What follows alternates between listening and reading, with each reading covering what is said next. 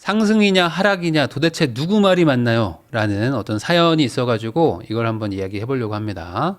제가 만든 커뮤니티죠. 테이커스에 올라온 사연인데 도대체 누구 말을 들어야 됩니까? 라는 제목인데 내용이 좀 복잡합니다. 하나씩 좀 설명을 해볼게요. 안녕하세요. 2024년 작년 여름에 결혼식을 올린 예비 부부 아닌 진짜 신혼부부입니다. 라는 사연인데 만 30살 동갑내기 커플인 저희는 2020년 친구 생일 파티에서 만나게 돼가지고 연애를 하다가 2024년에 식을 올리게 되었습니다. 재테크나 부동산에 관심이 없었어요. 그래서 결혼 준비도 2년 전부터 시작했더니 부익남님이 하지 말라는 짓은 다 했던 것 같습니다. 데이트하고 결혼 준비에 돈을 쓰느라 월급의 절반도 저축 못하는 달이 많았고요. 남들 다 한다길래 따라가지고 무지성으로 청약을 넣다가 경기도 외곽 지역에 당첨이 돼버렸는데 지금도 미분양 물량이 많이 남아있는 곳으로 다행히 당시에 계약은 안 했지만 아내 청약 통장을 날려먹었습니다. 근데 이런 분들이 많아요. 특히 이제 청약을 하면 돈 번다. 그러니까 로또 청약 했던 때가 많았죠. 그러다 보니까 청약에 대해서 사실 공부를 하려면 짧으면 한 2, 3일, 길면 한 일주일 정도만 사실 공부를 좀 맘 잡고 해도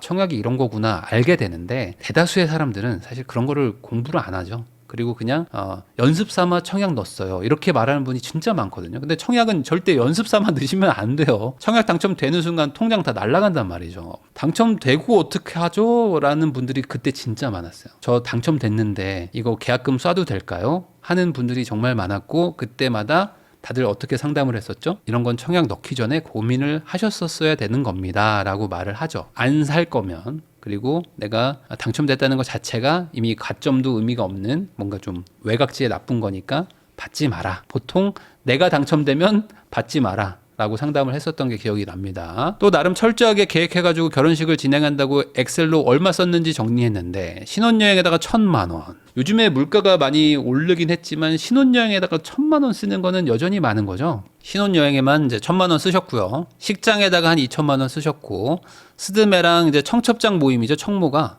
청첩장 모임하고 이런 것들 하느라고 한 1,000만 원 쓰고 총 4,000만 원을 썼습니다. 그래서 우리가 얼마나 많이 썼는지 확인하면서 후회만 했네요. 저는 이런 엑셀 정리나 그런 가계부를 별로 이렇게 좋다고 생각을 안 하는데 왜 그러냐면 이건 이미 쓴 결과를 정리하는 거잖아요. 안 쓰는 게 중요한 거지 내가 돈 많이 썼네라고 후회해봐야 남는 건 없거든요. 아예 처음부터 좀 계획을 하면 좋은데 이 분들은 나름 철저하게 계획했다고는 하지만 실제로는 돈을 다 쓴 거를 정리한 거니까 후회가 남는 거죠. 뭐 어쩌겠어요. 이제부터 잘하면 되지. 그래도 청약 통장 날려먹은 이후로 나름 저희 부부는 정신도 차리고 내 집 마련이나 재테크에 관심을 가지게 되면서 부익남님 편집본 영상을 틀어놓으면서 출퇴근도 하고 퇴근 후에는 라이브 방송을 보면서 저녁을 먹고 있습니다. 따끔하다 못해 귀에서 피가 날 정도의 팩트 폭격을 당하면서 월 13만 원 정도 월세 내는 신혼부부 임대주택에 살면서 월소득 650만 원 중에 400 정도를 저축하고 최근 1년에 6천을 모았습니다. 그러니까 이제 정신 차리고 돈을 잘 모으고 있으니까 뭐 어쨌든 잘 하고 계신 건데 저희 부부는 둘 다 안정적인 것을 좋아해서 ETF 외에는 주식이나 코인은 안 하고 있어요. 그래서 연봉에 맞는 집을 사면 된다는 말을 듣고 저축만 열심히 하고 있었는데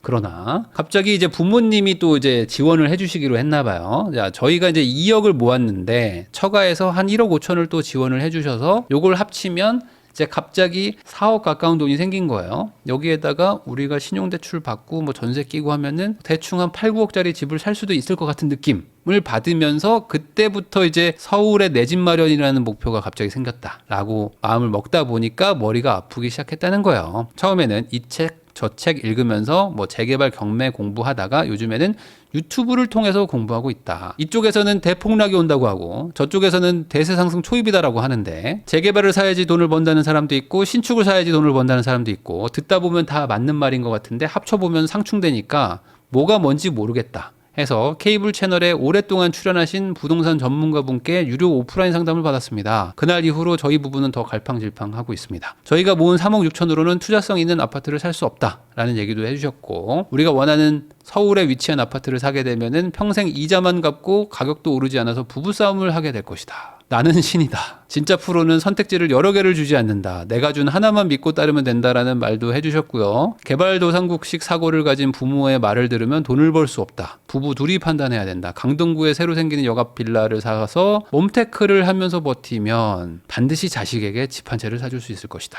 그래서 상담받을 당시에는 5년만 버티면 10억을 벌 수 있다는 말에 그 자리에서 추천받은 빌라를 바로 계약금 쏠 뻔했지만 지은 지 50년도 더 된 빌라에서 사는 것은 일단 천천히 생각해보자는 아내의 말에 집으로 돌아왔고요. 빌라는 팔기 힘들다는 처가 부모님의 말에 원래 생각했던 아파트 매수 쪽으로 계획하고 있지만 방송에 나오는 분의 말이니 맞지 않을까? 부자가 되려면 고통을 이겨내야 하는데 우리가 너무 나약한 거 아닐까? 라는 생각에 저희 부부는 아침에 하는 말과 저녁에 하는 말이 달라지고 있습니다. 아직 집을 사본 적도 없는데 듣기만 하는 거는 많고 결정이 어려워지는 것 같아서 그냥 7억짜리 살까요? 막 이런 고민하고 있는데 7월에 스트레스 DSR이 시작되니까 가격이 떨어질 거라는 말에 또 흔들립니다. 저희가 잘 모르는 분야라 팔랑귀가 되어버린 것인지 저희는 어떻게 해야 될까요? 네, 소위 말하는 이제 주화 입마에 빠진 상태인 거죠. 주화 입마. 이도저도 지금 못하는, 왼쪽에서는 폭락한데 오른쪽에서는 막 올라간대. 근데 앞에는 나는 신이다 하는 분이 있는 거예요. 지금 이 상황인 거지. 완전 지금 심각한 상황인 겁니다. 그러니까 이 신의 말을 들어야 될지, 이 폭락한다는 말을 들어야 될지, 여기 올라가는 사람의 말을 들을지, 지금 우리는 완전 지금 주화 입마에 빠져버린 상태예요. 가장 큰 문제는 뭐냐면 이분들은 지금 공부하고 있다고 믿고 있지만 사실 아무것도 안 하는 거죠. 정확하게 얘기하면은. 그냥 아무것도 안 하는 것이다. 유튜브를 가지고 공부하고 있다라고 말하시면 안 됩니다. 유튜브는 그냥 듣는 거죠. 자, 이 전문가라는 사람들이 사실 많잖아요. 그러면 이 사람들한테 많은 분들이, 뭐 저한테도 오시는 분들이 그래요. 뭐냐면 제가 뭐 무당이나 예언가인 줄 알아요. 그래서 이 집 사면 절대 손해보는 거 아닌 거 맞죠? 뭐 이렇게 얘기를 막 하거든요. 무슨 말이냐? 너는 전문가니까 나한테 절대 손해보지 않을 만한 어떤 제안을 해줘 라고 많이들 생각하시거든요. 근데 그런 일은 있을 수가 없습니다. 전문가라고 말하는 사람들은 이상한 선택을 막아주는 역할을 할 수 있어요. 제가 봤을 때 뭐 두 분은 집은 대략 한 요 정도 사시는 게 맞는 것 같고, 그리고 요 정도 집 이상을 만약에 사게 되면은 요러요러한 일이 터졌을 때 못 버틸 수가 있다. 그래서 혹시 뭐 부모님이나 아니면 뭐 회사에서 뭐 급하게 대출을 받거나 지원을 해줄 수 있는 부분이 있냐? 그런 거 있으면은 뭐 조금 여기까지는 볼 수 있고요. 그런 거 없으시면은 한 뭐 몇 억에서 멈추시는 게 맞겠습니다. 또 어떤 분들은 뭐 재개발 투자를 하려고 하는데, 네, 재개발 투자 하셔도 돼요. 근데 어떤 분들은 지금 그 상황이면 재개발 투자보다는 그냥 뭐 일반 아파트 사시죠. 뭐 이렇게 본인 상황에 맞춰서 이상한 선택을 하려고 할 때 막아주는 거. 그리고 비슷비슷한 투자 확률이라면 조금이라도 좀 성공 확률이 높아 보이는 걸로 선택을 해주는 거지 100%를 하는 무당이나 예언가는 아무도 없습니다. 자, 사람마다 각자 보는 방향성이 다를 수도 있잖아요. 그래서 뭐 올라간다고 하는 사람도 있고 내려간다고 하는 사람도 있고 다 세상엔 다양한 사람들이 있는 거죠. 그러니까 내가 올라갈 거라고 생각하는 집을 난 매수하러 가는 것이고, 매도하는 사람은 그 집이 안 올라갈 것 같으니까 나한테 파는 거 아니겠습니까? 결국에 세상은 각자 다양한 뷰를 가지고 있기 때문에 거래라는 게 일어나는 것이고, 그 거래를 잘 맞추면 이득을 보는 거고, 거래를 못 맞추면 손해를 볼 뿐인 거죠. 그러니까 결국에 최종 판단은 내가 하는 건데, 내가 하는 거라는 거를 지금 망각하시고 모든 다른 사람들의 얘기를 다 듣고 있는 거예요. 그러면서 100%를 찾으려고 하니까 주화 입마에 빠지는 것입니다. 제가 공부를 하라고 말을 하는데 그러면 공부하는 게 뭡니까? 라고 물어보시면 공부라는 건 제가 비교와 검증이라고 했습니다. 그러니까 최소한 뭘 조사를 해봐야 돼요. 조사를 하고 그 조사를 한 거대로 나름의 기준을 만들어서 그래, 내 생각에는 이런데 그래, 이 생각이 맞겠지 라고 큰맘 먹고 결단을 내려서 선택을 합니다. 그리고 그 선택에 대한 책임을 내가 지면 되는 거예요. 내 선택이 맞으면 돈 버는 거고 내 선택이 틀리면 돈을 잃는 거죠. 기준이 안 생기면 공부를 더 하면 되는 겁니다. 자, 보세요. 이 책 저 책 읽으면서 재개발, 경매, 입지에 대해서 좀 공부를 하다가 요즘에는 주로 유튜브를 통해서 공부하고 있어요 라고 얘기를 해주셨는데, 공부를 하다 보면요 하기가 싫어집니다. 정확하게는 공부를 하다가 이것도 좀 약간 주화 입마 같은 게 빠지는 거예요. 뭐냐면 이론 공부는 열심히 하고 있어요. 왜 책도 보고 막 해. 그래서 뭐 어떤 사람은 재개발로 엄청난 돈을 벌었다고 하고, 어떤 사람은 재건축으로 벌었다고 그러고, 어떤 사람은 신축 가지고, 어떤 사람은 청약만 해서 벌었고, 어떤 사람은 경매로 벌었대요. 이런 책을 다 읽다 보면은 이 말도 맞고 저 말도 맞아.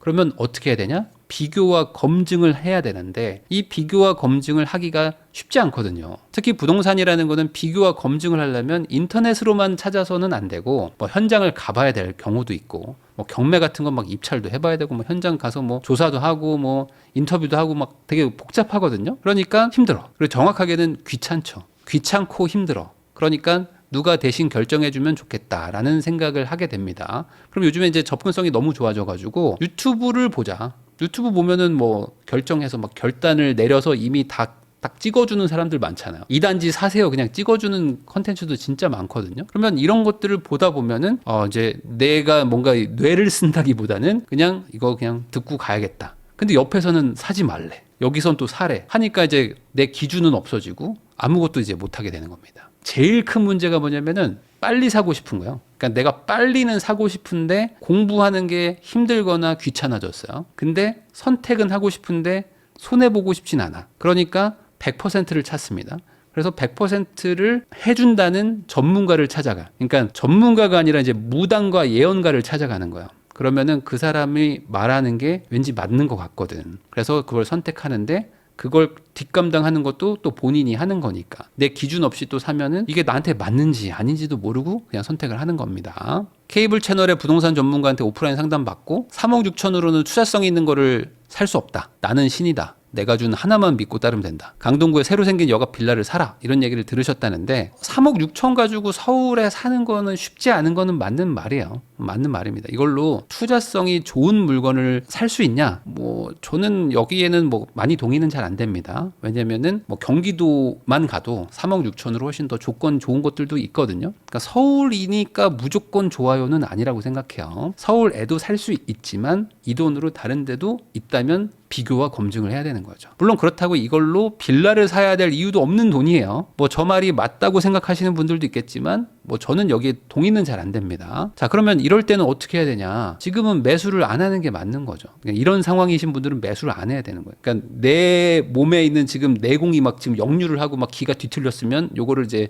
차분하게 지금 내공을 좀 안정을 시켜야 되는 거지. 여기서 지금 무공을 쓰는 순간 이제 몸이 다 망가지는 겁니다. 그러니까 요럴 때는 그냥 멈춰야 된다. 그러니까 판단력이 없을 때는 행동하지 않는 게 좋고요. 판단력이 생길 때까지 비교와 검증을 합니다. 제가 지금 걱정되는 이유는 사실 다른 거에 있어요. 뭐냐면 이분들이 지금 이 스타일이 그냥 우선 지르고 어쩌죠라는 거를 지금 반복하고 있거든요. 청약도 무지성으로 넣었다가 뭐 통장 날려먹고, 그다음에 계획을 해가지고 결혼식을 진행한다고 했지만 결국 4천만 원 써가지고 후회하고 있다고 했잖아요. 그러니까 지르고 그러니까 후회하고 이걸 지금 반복하는데 이번에 또 그럴 수도 있죠. 우선 행동을 한 뒤에 나중에 따져보니까 후회하는 스타일이신 분들은 내가 이런 스타일이라는 걸 알고 정말 화장실에 뭐 붙여놓든지 뭐 현관문에 붙여놓으세요. 나는 항상 지르고 후회하는 스타일이니까 돌다리도 두들겨보고 건너라. 제발 임마 라고 막 적어 놓으시든지 해야 됩니다. 안 그러면은 나도 모르게 또 그렇게 돼. 그러니까 이게 나쁘게 얘기하면 팔랑귀 같은 거죠. 이 지피지기면 백전불태 뭐 이런 얘기 하잖아요. 그러니까 남의 얘기를 지금 들을 때가 아니라 내 속에 있는 내 이야기를 먼저 듣고 결정을 하셔야 됩니다. 그래서 이런 질문을 하시면 좋을 것 같아요. 서울에 꼭 사야 될까?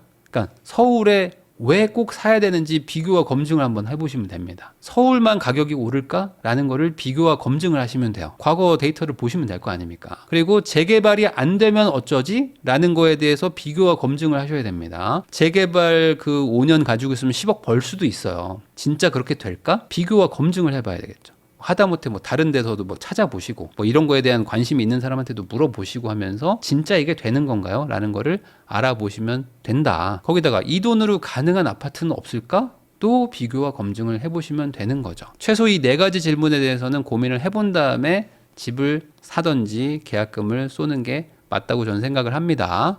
계약금을 쏘고 나면 답이 없어지는 경우가 많아요. 특히 부동산은 사는 순간 매도가 결정되거든요. 그러니까 잘 사면 잘 팔 수 있고요. 잘못 사면 잘못 팔게 됩니다. 부동산은 정말 사기 전에 많은 준비를 하고 고민을 많이 하셔가지고 계약금을 쏘는 순간 그때는 이미 다 모든 게임은 끝난 거야. 그러니까 계약금을 쏘고 청약을 넣고 고민하지 마시고 하기 전에 충분한 고민을 하는 게 맞고요. 그러다가 그 물건이 만약에 날라갔다? 그러면 그건 내게 아닌 거죠. 다른 것도 하면 됩니다. 그러니까 며칠 고민한다고 있던 매물이 없어지지는 않을 거예요. 그렇게까지 지금 막 과열된 동네면은 안 사도 그만입니다. 그러니까 이걸 꼭 따져보시라. 제가 생각할 때는 서울의 하위권을 사는 것보다는 저는 경기도 상위권이 낫다고 보거든요. 특히 이제 지금 분위기가 워낙 서울 막 똘똘한 한 채 막 이런 얘기들을 막 계속 하니까 그러다 보니까 경기도가 생각보다 좀 눌려 있는 데들이 좀 있어요. 그래서 서울이니까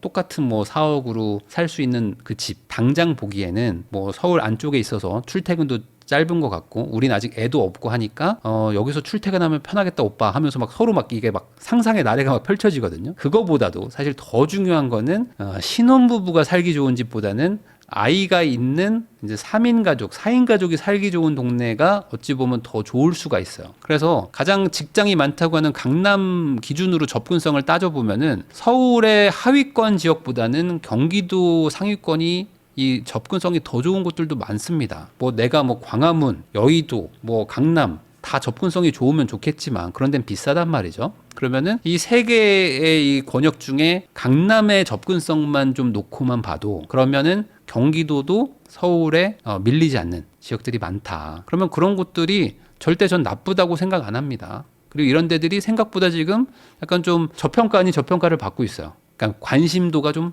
낮다라는 거죠. 자, 이제 대폭락이 온다. 대세 상승 초입이다. 이런 거 가지고 지금 많이들 얘기를 하는데 사실 무주택자라면요. 너무 큰 고민을 할 필요는 없는 것 같아요. 그러니까 무주택자는 살까 말까를 고민을 많이 하시는데 저는 제가 지금 무주택자라면은 좀 더 비싼 거를 살 것이냐 조금 그냥 대출 조금 적게 받고 좀 싼 걸 살 것이냐 요거를 고민할 것 같아요. 그러니까 내가 무주택자라면 왜냐하면 무주택자라는 거는 결국에 이 시장에서 참여를 안 하고 있는 사람이라고 생각하실 텐데 무주택자는 숏에 베팅을 한 사람이다라는 얘기가 있잖아요. 그것처럼 무주택자는 하락에 베팅을 한 겁니다. 그러니까 돈이 있는데도 불구하고 집을 안 사고 전세를 가는 거는 집값이 떨어질 거에 베팅을 하는 거예요. 그러니까 집값이 떨어지지 않으면 역설적으로 손해를 보는 겁니다. 그러니까 돈이 아예 없어가지고 월세를 사시거나 전세자금 대출을 받아서 뭐 사실상 월세 같은 전세를 사시는 분들은 어차피 집을 못 사지만 돈이 있는데도 불구하고 안 사는 분들은 하락에 베팅한 거다. 내가 하락을 맞추지 못하면 손해가 옵니다. 그러면 어떡하냐? 하락할 지연정 조금 하락이 좀 적게. 그러니까 손해를 좀 막을 수 있는 방법은 싼 걸 사면 되겠죠. 조금 싼 거. 그러면은 오를 때 좀 덜 올라도 어쨌든 뭐 손해는 아니니까.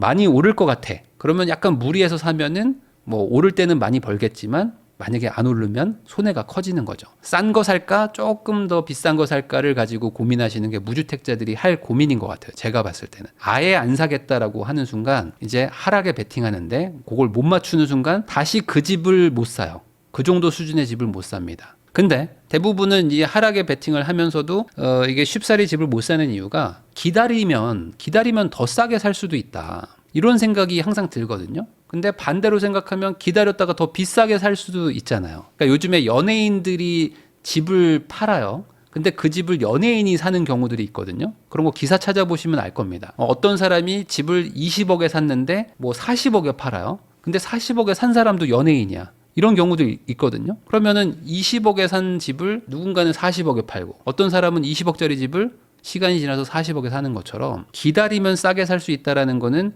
나의 희망일 수 있지만 반대로 이게 내 희망이 절망이 되는 거는 기다렸다가 더 비싸게 사는 경우이겠죠. 그러니까 이 둘 다 확률이 있다라는 거를 꼭 기억을 해야 돼요. 그러면 무주택자라면은 저는 집값 별로 안 오를 것 같은데 그러면은 좀 싼 거 사면 되는 거고 집값 오를 것 같은데 그럼 조금 무리해서 산다. 저는 이게 좀 맞다고 봐요. 기다렸다가 더 좋은 거 살 수 있지 않나요? 네, 맞습니다. 근데 기다렸다가 더 좋은 걸 못 사고 반대로 내가 살 수 있었던 집도 못 사가지고 더 나쁜 집을 사는 경우도 있잖아요. 그러니까 여기서부터는 판단의 차이인 거죠.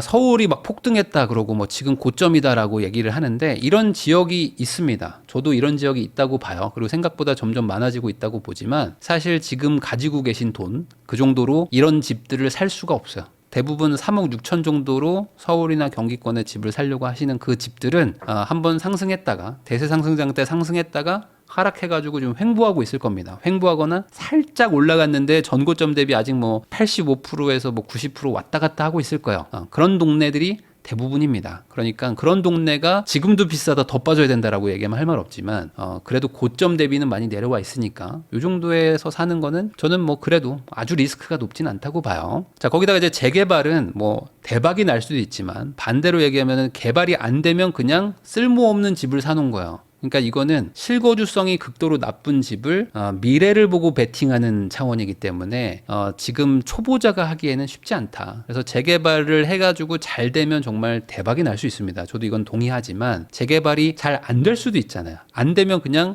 내가 필요하지 않은 낡은 집을 가지고 있는 사람일 뿐인 거죠. 그러니까 이게 또 이도저도 안 될 수 있으니 굳이 그런 거를 선택하실 필요는 없지 않을까. 초보자니까 이걸로 지금 당장 벌지 말고 뭐 투자를 해보시고 경험이 쌓이면 나중에 한번 재개발 투자도 해봐야지 라고 생각하는 게 좋을 것 같습니다. 어떻게 해야 됩니까? 뭐 가장 간단하게 말하면 이거겠죠. 더 벌려고 하지 마시고 덜 손해보는 선택을 하는 게 맞다. 내가 이 분야에 대해서 지금 이해도가 높은 게 아니잖아요. 그리고 내가 뭘 잘 모르잖아요, 지금. 왼쪽 귀, 오른쪽 귀 지금 다 팔랑팔랑 하고 있잖아요. 그런 상황에서는 더 벌려고 하다가 최악의 수를 둘 수 있으니까 덜 벌려고, 그러니까 덜 손해보는 선택을 하면 되겠죠. 그럼 뭘까요? 어떻게 해야지 덜 손해볼 수 있을까요? 대출 조금 덜 받고 실거주 가능한 아파트를 사가지고 그냥 사시면 되는 거죠. 뭐 안 올라가면 어때? 안 올라가면 뭐 팔고 나중에 이동하면 되는 거죠. 그러면 내가 가진 능력 안에서 나름 최적의 선택을 할 수 있는 것이다. 저는 그렇게 생각합니다. 더 벌려고 했다가 이도저도 해결이 안 되면 그때 가서는 어떤 방법이 별로 없습니다. 부동산은 사는 순간 다 결정이 된다. 저는 경기 남부 권역이 지금 그래도 매수하기 괜찮은 타이밍이라고 생각을 하거든요. 그래서 저 테이커스 우리 교육생들 중에도 몇 분이 지금 그 경기 남부권을 막 보고 있어요. 물론 뭐 다른 데들도 보고 있지만 이 지역이 지금 제가 봐도 왜 이렇게 좀 약간 눌려 있네? 라는 지역들이 좀 있어요. 그러니까 요런 데 한번 보시는 것도 저는 나쁘지 않다고 봅니다. 아파트를 사서 평생 가지고 가는 것도 아니고 뭐 2년